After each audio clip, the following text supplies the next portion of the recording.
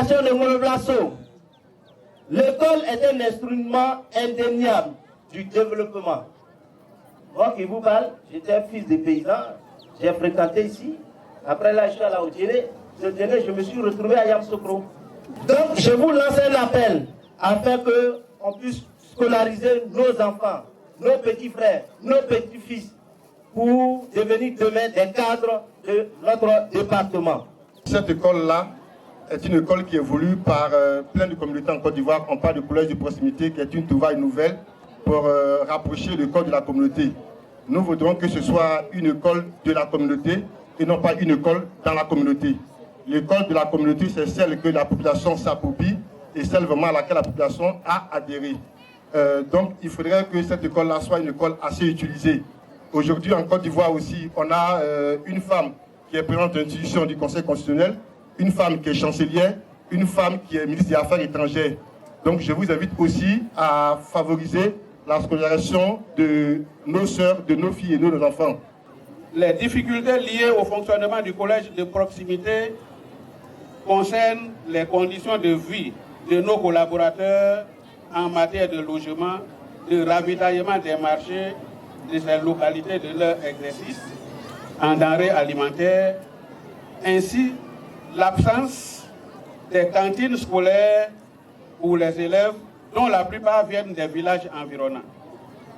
Il faut faire donc la politique de logement et de cantines scolaires dans nos villages pour l'amélioration des résultats.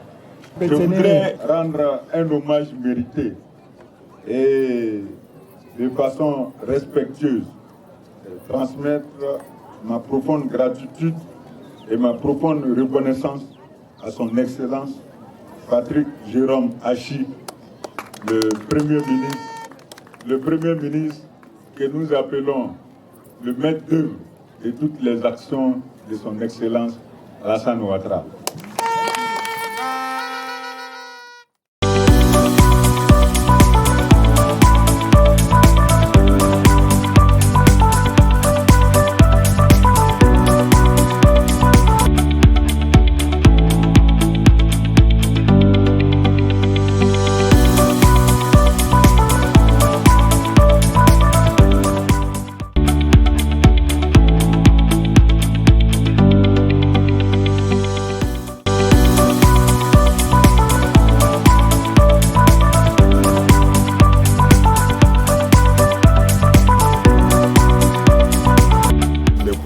Sont déjà très sensibilisés.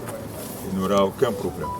Donc tout ce qu'ils ont à faire, c'est de nous dire quelles sont les capacités année par année pour qu'effectivement les élèves puissent prendre position. Vous-même, vous avez vu tout à l'heure la classe que nous avons visitée, il n'y a pas de problème. C'est vrai qu'avant, il y avait des problèmes de scolarisation, notamment au niveau des jeunes filles.